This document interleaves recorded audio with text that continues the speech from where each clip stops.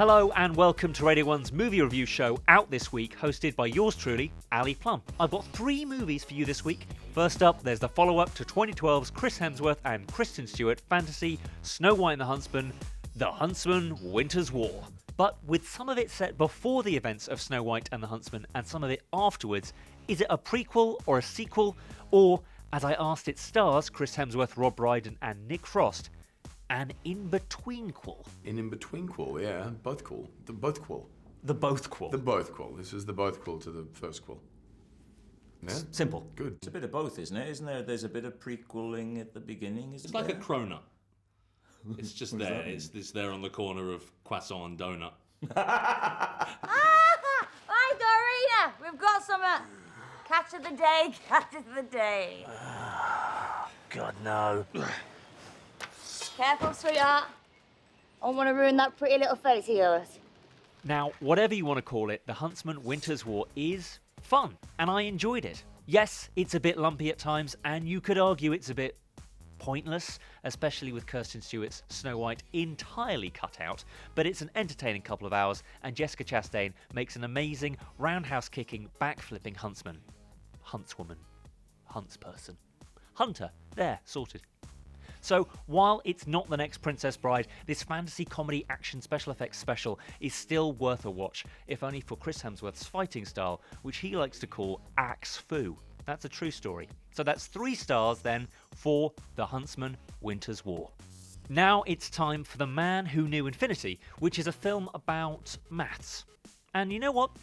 Here's the man who knew infinity himself, Dev Patel, to explain all. It's a period film based on a true story about this man called Srinivasa Ramanujan, who was plucked from obscurity in the south of India. He was an uneducated clerk, and he was poached by this man called G.H. Hardy, played by Jeremy Irons, to come over across the sea to Cambridge, where together they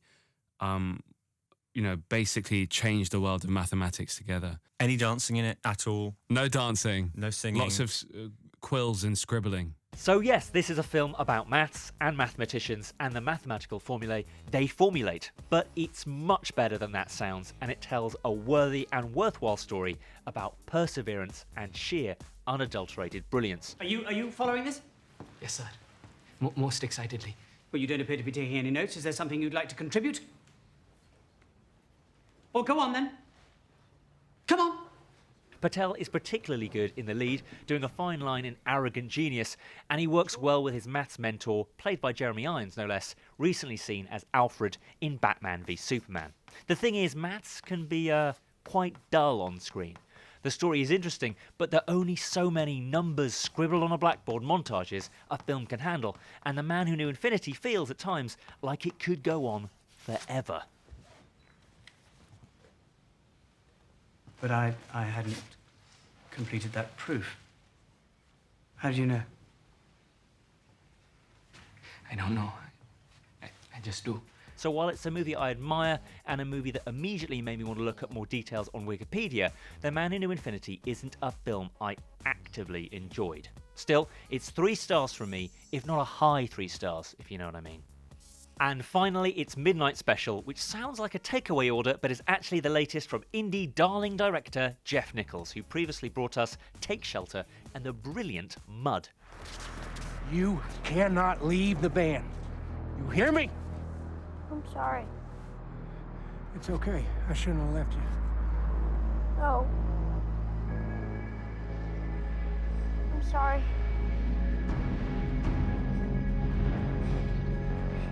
Essentially a road movie that sees Michael Shannon, Joel Edgerton, Adam Driver and Kirsten Dunst chasing after and or looking after a kid that could well be an alien.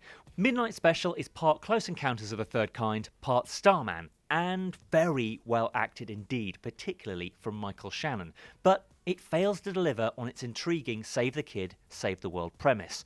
It's also eye-droopingly slow at times, which gives the actors room to flesh out their characters and gives the audience time to think, but there's just not enough happening to keep the whole room engaged.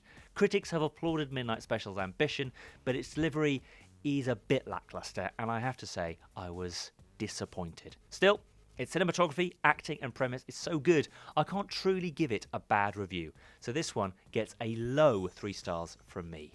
Next week, you've got another trio of films to look forward to, including Kevin Costner action thriller Criminal, Helen Mirren drone drama Eye in the Sky, and Jon Favreau's live-action remake of Disney's classic feature film animation, The Jungle Book. Thanks again, and I'll see you next time.